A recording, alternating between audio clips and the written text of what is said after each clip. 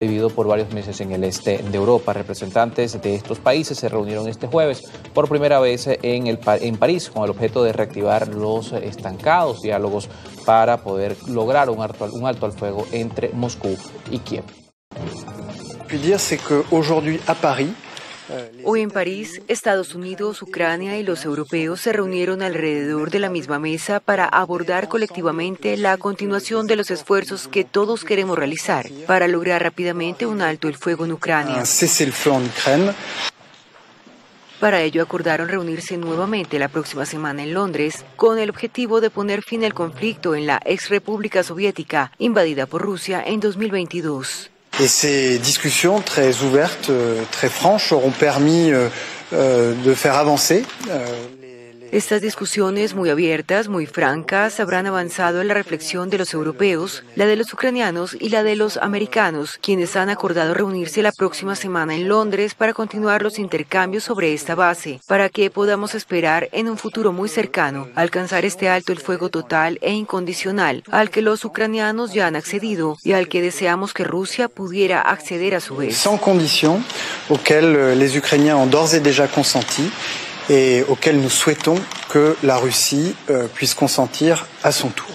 El presidente de Francia, Emmanuel Macron, el jefe de la diplomacia estadounidense, Marco Rubio, y el emisario especial del presidente de Estados Unidos, Steve Witkoff, estuvieron presentes en las conversaciones. Sin embargo, el presidente ucraniano Volodymyr Zelensky acusó a Witkoff, que actúa como interlocutor con Moscú en las negociaciones para el alto al fuego, de adoptar la estrategia rusa y de difundir narrativas rusas. Вважаю, що пан Вітков прийняв.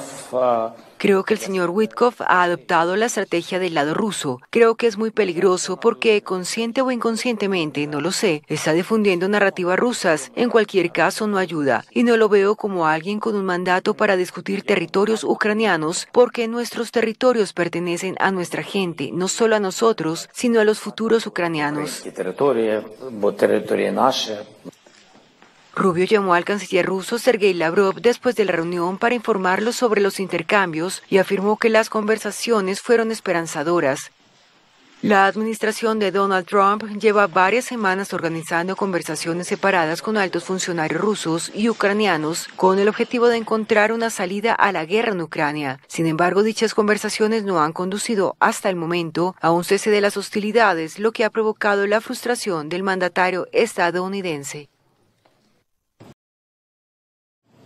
En otras informaciones también que tienen que ver con los Estados Unidos, el presidente Donald Trump recibió a la jefa de gobierno de Italia, Giorgia Meloni. La expectativa luego de esta reunión es que se pueda lograr un acuerdo arancelario entre los Estados Unidos y la Unión Europea. Precisamente este fue el foco de la reunión entre ambos mandatarios. El mandatario republicano está convencido al 100% de que Washington y Bruselas pueden alcanzar un acuerdo, pero ha añadido que este tiene que ser justo. Por su parte, Meloni ha criticado los aranceles del 20% impuestos por Trump a las exportaciones de la Unión Europea, pausados durante 90 días, pero se esfuerza en mantener los lazos con Estados Unidos. Es un momento en el que tratamos de sentarnos y encontrar soluciones, por lo que quiero agradecer al presidente Trump que haya aceptado una invitación para realizar una visita oficial a Roma en un futuro próximo y considerar la posibilidad en esa ocasión de reunirnos también con Europa. El objetivo para mí es hacer que Occidente vuelva a ser grande y creo que podemos hacerlo juntos. Meloni, la única líder europea invitada a la investidura de Trump el 20 de enero, ha hecho un llamamiento a mantener la cabeza fría e instó a Bruselas a no tomar represalias. La decisión de la primera ministra italiana de interceder personalmente ante Trump ha causado cierta preocupación entre los aliados de la Unión Europea que temen por la unidad del bloque. Meloni volará de vuelta a Roma el viernes para recibir al vicepresidente estadounidense J.D. Vance. Los aranceles de Washington podrían tener un gran impacto en Italia, el cuarto exportador mundial, que envía alrededor del 10% de sus exportaciones a Estados Unidos. Pese a lo que hoy se ha calificado como una guerra arancelaria entre Estados Unidos, China y también la imposición a otros países de nuestra región y de otros continentes, el Fondo Monetario Internacional no prevé que el mundo entre en una recesión. Sin embargo, la Organización Mundial del Comercio sí estima que el impacto de estas medidas anunciadas por el gobierno de los Estados Unidos puede significar una caída, una disminución de al menos el 1.5% del comercio internacional. Este jueves, la directora del Fondo Monetario Internacional descartó la posibilidad que estas medidas lleven a la economía a una recesión. Las tensiones comerciales son como una olla que estuvo burbujeando durante mucho tiempo y ahora está hirviendo. En gran medida lo que vemos es el resultado de una erosión de la confianza. Confianza en el sistema internacional y confianza entre países. Trust in the international system and trust between countries. Trump ha establecido un mínimo universal de aranceles de 10% a todos los productos que entran en Estados Unidos, en vigor desde el 5 de abril, y de hasta 145% a los chinos, más allá de los impuestos existentes antes de su regreso a la Casa Blanca a finales de enero. Diversos estudios estiman que los aranceles aplicados ahora en Estados Unidos rondan el 20%, teniendo en cuenta las últimas exenciones anunciadas sobre semiconductores y productos electrónicos, un nivel que no se alcanzaba desde hace casi un siglo.